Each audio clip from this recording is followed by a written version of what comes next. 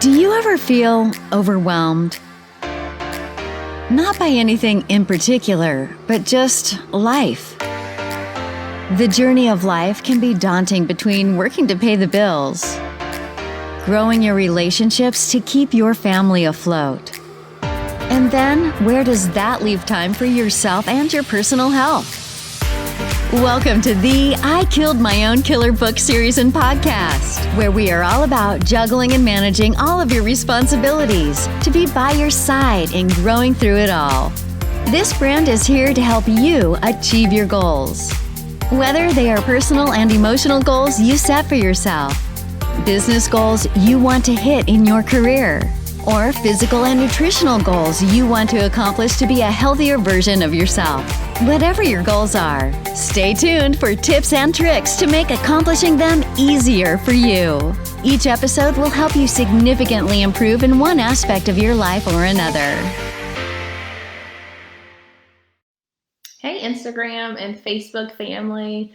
I am so excited to be recording episode 3 of season 2's podcast for the I Killed My Own Killer book series and podcast.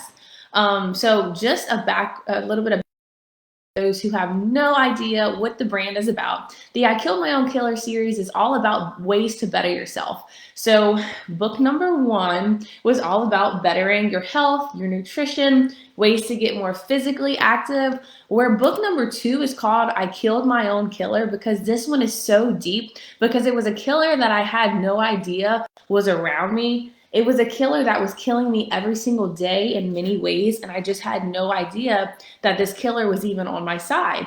And that killer, for those that don't know, is your cell phone. Your cell phone has so many apps on it, social media, different ways for you to stay in touch with your friends and your family. And for some of us, your cell phone has your work on it. So yes, those are all great things. But in the world that we live in, it can become overwhelming and too much. So in 2019, or it was 2020 actually, like the start of the pandemic, we were leaving church and God told me to get off of social media, quit Instagram, Facebook, all of those apps. And I'm like, how am I supposed to get off of social media when that's my brand, that's my work, like that's how me and my husband provide income for our family. That is how I stay in touch with family and friends that I have out of state.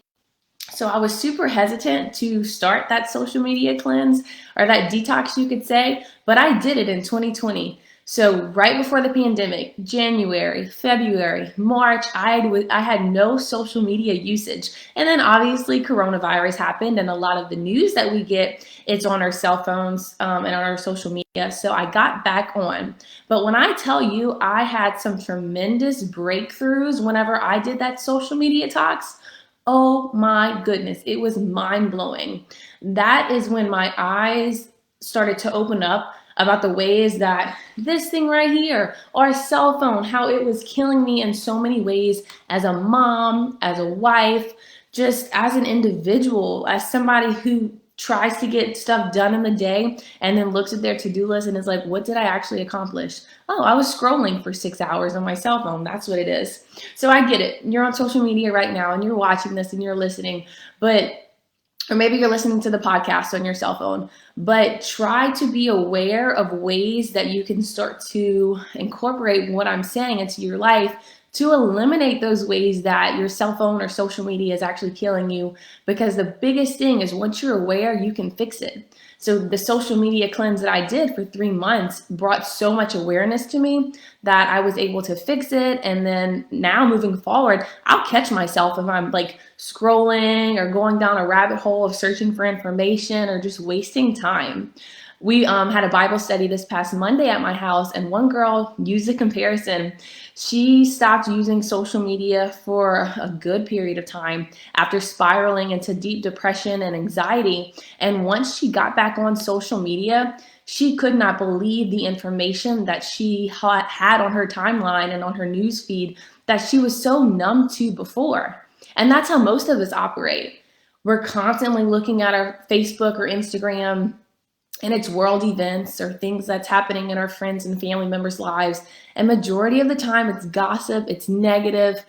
It's rare I see positive news feeds or positive things in the news media. So whenever you start to look at this all the time, you're making yourself a trash can. You're constantly putting negative things in it and then wondering why you have such a bad attitude or your day isn't going well. So that's why I just wanted to show you 3 ways social media and your phone could be killing you, and then 3 tips on how to fix that in this little podcast, because it doesn't have to be that way forever. And stay tuned, because this summer, the I Killed My Own Killer book is going to be published, and it's real, raw, authentic, and how I was turning into just a bad mom, a bad wife, because of what social media was doing to me. So the first way social media can kill us is the comparison game. How many of you go to Instagram and you see these beautiful couples who look like they have it all together? Or maybe you follow somebody that just has your dream home or your dream car. Subconsciously, you automatically compare yourself to what they have because you're lacking and you don't have it. And then that just stops your growth, because you're subconsciously comparing yourself to what you don't have and what they do have. Or for females, it happens where we are looking at somebody that's on the beach in their bikini and they're rocking their body. And it's like, dang, I just ate a bag of cookies and I don't look like that, or I'm nowhere near that. So you're starting to compare yourself to their body. And a lot of the times we don't even do it directly. You don't think, look what they have, look what I have. You do it so quickly that it's all in your subconscious, but it's pouring out into your spirit. It's pouring out into your attitude. And you may wonder why you just feel depressed or have anxiety. And it's because you're constantly being exposed to what other people have that you desire, that shows you're lacking what you just don't have yet. And honey, I'm here to tell you, like, not everything you see on social media is true. A lot of it is just the point in time that that person's having. Maybe the couple took a great picture together, but they're arguing that night. A lot of times people don't have it all together like they show on social media. So that's why I just want to encourage you to stop comparing yourself to what you see on social media and how you're living your life, because that could be the reason that you are spiraling down into depression or having anxiety. A lot of times too, as women, we want children, we want a better body, we want a better husband. And it's tough when you see those things portrayed on social media. As a woman, it makes you feel some type of way. So get off of social media so you can bring yourself awareness to what you're doing and how you're killing yourself. And then whenever you are aware of it, you'll do better. Next time you'll see a picture of a happy couple, wish them congratulations or luck, and then say, you know what, I want to do better in my marriage and in my relationship as well. Or if you see a beautiful picture of a mom and a baby, instead of being jealous of them, next time you'll get on social media and you'll say, I'm so happy for them and I have hope for myself, instead of using the comparison game and making it hurt you. So that's the first way social media can kill you. Just subconsciously comparing yourselves to what others have and what you don't have. The second way social media, your cell phone, can kill you is interruptions. Give me a heart, a like, something on here that's live where you have been interrupted by social media before. I know as me and my husband, we both work from home. So there's things that we need to get done, but sometimes I'll walk in on the room and he's just scrolling on TikTok. He's watching video after video.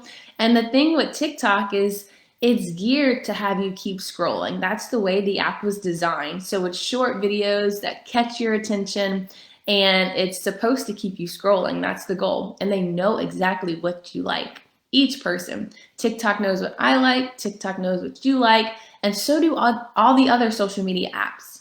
So interruptions can get you. You say you're going to get on your computer to finish X, Y, and Z, and then you see that little red notification button. So you're like, let me just check my 5 updates that I have to see what they're about. And then you realize, man, why did I ever get on my computer or my phone to begin with? Whenever I did the social media detox prior to that, I was bad. I had to check my notifications on Facebook, on Instagram, and then I forgot. Like, I grabbed my phone to call my mom. An hour later, I'm stuck scrolling on Facebook. Let me tell you, as a pregnant mama, oh my goodness, pregnancy brain is real. I will get on my computer and say I'm gonna get some work done, but then I see that I have these emails to get to, these social media notifications to get to, but now I'm aware of it, so I do not let it interrupt my workflow. I'm not perfect, but I try my best not to let it interrupt my workflow, and I get on my computer or my phone, and I accomplish that task that it is that I need to do. Aside from work, interruptions can happen in your life.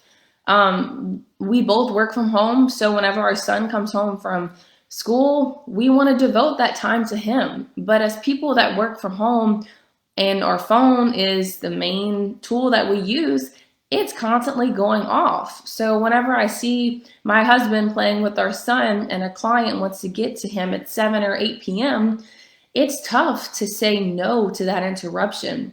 But if you create those strict boundaries and limitations for yourself, you will live a much happier life as a parent or whatever it is that you desire to be. A good parent, a good spouse.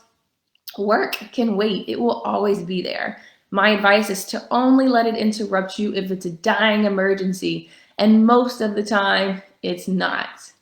For married couples, we always, we get in the bed with our spouses at night and we're looking at our cell phones when we should be looking at one another. You're married to each other, not your cell phone. So that's a huge tip, is don't let social media or your phone interrupt your marriage playing, Candy Crush or all these games just to distract you on your cell phone when you should be bonding with your partner. Because it's those investments that you make into each other that it's either going to break you or make you and build your marriage up or tear your marriage apart. And I really go in detail about this in the book, I Killed My Own Killer, that'll be released this summer, 2021. Whenever I was at another Bible study a few weeks ago, one mom shared how she wakes up in the morning and she's trying to be the best mom that she can be for her kids, but then her cell phone's going off and her relative is saying this one's in the hospital, and she's getting on social media and the news is saying this. So while she's rushing to get her kids ready for school, she's constantly being bombarded with notifications on her phone that she thinks they need her attention. So it's putting a bad energy into our household, and then our kids go to school with just such negative vibes. And I love that we shared that at that Bible study because it's so not necessary. As parents, our kids need us to be the, what do they say? The thermostat for them. We control the temperature of our household. We are not the thermometer that's taking temperature and feeding off of our kids' energies, but we are the ones controlling it. We are the thermostats of our household. So if you want good energy, good vibes, good spirits in your house in the morning before you send your kids off to school, then you have to set that standard as a parent. So for me personally, knowing that information, whenever I'm getting up in the morning, the only thing I'm listening to is spiritual music, just really good meditation music or something positive. Because subliminally, a lot of the music in today's world too isn't really putting good things into me. So I'm very conscious of what I'm listening to. And I do not like to touch my phone until I am in the car and on the way to school. But even that's bad. So it's normally not until I'm in the parking lot, dropped off my son, and heading home. That's when I'll give my phone the attention it needs. Because if I'm trying to get myself ready and get my son ready for school and get him breakfast and everything he needs while my phone is going off, mentally I'm overwhelming myself with too many to-dos at one time. And then it's overwhelming because I'm thinking of all the things I have to do that day, instead of being present, enjoying the morning with my son, which is going to set him up for an even better day at school. So that's one way you can stop the interruptions personally in your family life as well. So just to recap, these are 3 ways your phone or your social media could be killing you: the comparison game, interruptions, and thirdly, it leaves you empty. Like, how many of you look at the screen time on your phone every Sunday it shows you, and it's like you've spent 8 hours looking at, and then it shows you. I'm like, man, that's 8 hours I could have been pouring into myself, pouring into somebody else. 8 hours I could have spent bettering myself in some kind of way versus 8 hours that was wasted looking at my phone. Now, granted, not all of it's wasted. I use my phone for the Bible app and for work, and I'm glad I use those things. But trust me, I was not on the Bible app for 8 hours. I was not doing work for 8 hours. I was on Facebook, Instagram, Snapchat, some kind of social media, looking at somebody else's life, and that left my life feeling empty. There are many other ways where social media can leave you feeling empty, whether it's you didn't accomplish what you wanted to do for the day, you're using it to compare yourself and then feeling empty about what you have versus what somebody else has, or you're feeling empty because it got the best of you and interrupted you so much throughout your day. I'm happy y'all are watching this on live, and I'm happy this interrupted you. And I really hope that you are aware of these ways that your phone could be distracting, disturbing, and destroying you, and then you just better yourself from it. Awareness is key. So now I'm going to give you 3 tactical tips on how you can better yourself knowing these things. The biggest thing is awareness. Now that you're aware of it, whenever you're scrolling and you say, man, I really shouldn't be doing this, or I could be cooking food or looking at something else maybe that's beneficial towards me, just stop. Just stop right there. I talk about that in this book. Once you tell yourself something, do it. For instance, if you're eating a bag of potato chips and you say, okay, this is going to be the last chip I eat, make that your last chip you eat. Because if you don't, that simple principle of holding that standard for yourself or setting that goal and then letting it go by, it's going to roll into other areas of your life. To where if you're married and there's somebody that's flirting with you and you know you're not supposed to talk to them and you say you're not going to talk to them and then you talk to them, it's because you didn't listen to what you said you were going to do for yourself. So in regards to social media, if you're stuck on Snapchat looking at everybody else's stories and you say, this is the last girl I'm going to look at, make that the last story or chick you look at, so that principle applies to all areas of your life. Awareness is key. Once you become aware of it, it's a habit that you start practicing over and over that eventually you'll get close to being a master of it. So make sure awareness is something you are focused on. Tip number 2 on how not to let your cell phone destroy you is you don't have to have it on you all the time. So in the mornings, whenever I'm getting my son dressed and ready for school, I like to leave my cell phone on the charger. The only downfall is I got to remember to grab it before I leave the door. But whenever I don't have my cell phone on me, I don't feel the notifications or the vibrations. I don't hear the ding. My Apple Watch, it notifies me sometimes, but I try my best to disregard that so I'm not interrupted.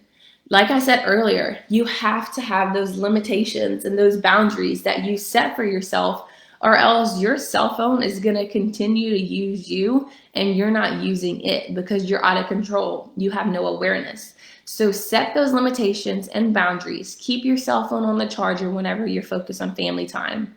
One of the best ways to do this that I know is so old school is don't have your cell phone at the dinner table, because you're more than likely tempted to check it.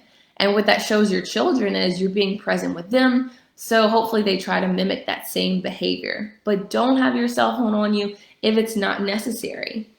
And the last tip that I have in helping you overcome social media addictions or just being a better version of yourself without getting caught up in the scroll is to organize your cell phone. I wish I could show you this, but for my podcast listeners listening to this, you have no idea. So I'm going to try my best to explain it. Whenever I open up my iPhone, I don't even see any apps. The first screen I see is obviously my screensaver, my home button, and then I scroll to the right and then I see my apps. But they're not a cluster mess. They are organized from business, social media, personal, travel, food. I have all of my apps categorized. Now, why does that help me?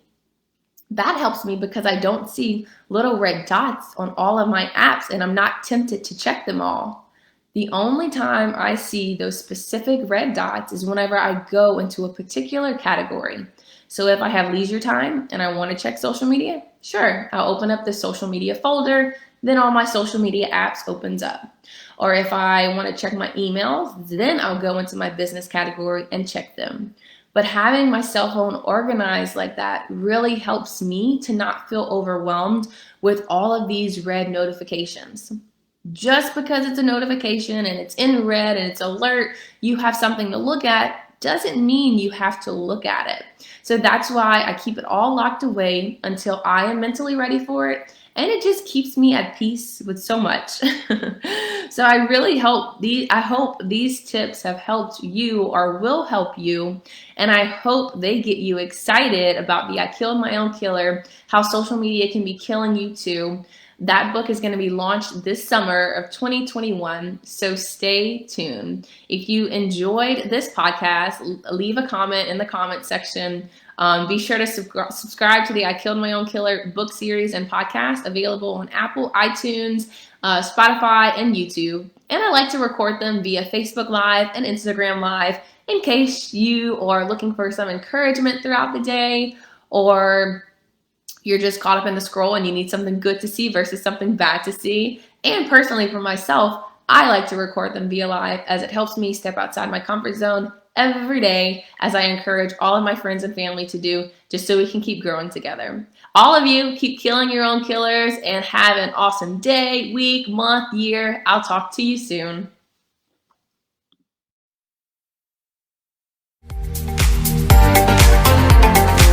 Wow, how about that episode? I know you are motivated to kick your butt into gear and become a better version of yourself from this experience of the I Killed My Own Killer book series and podcast. The crazy title of this podcast comes from the original personal development book series. Each book will transform you even more than listening to this podcast. Each book takes a deeper dive into how you can better yourself physically, mentally, emotionally, financially, and even spiritually. Continue your journey of personal growth by being a part of the amazing personal growth book series that is written in a fun, fiction way with in-depth journals concluding each chapter. What are you waiting for? Go order your book at www.kfoxworth.com and join the Facebook community in the private Facebook group named I Killed My Own Killer book series and podcast. You don't want to miss out on the full trifecta experience, including the books, the podcast, and the mastermind community in Facebook groups. Keep your personal growth burning desire on fire and be part of it all. It all starts here. So thanks for listening to the podcast, and stick around for more great episodes to keep you growing in all areas of life.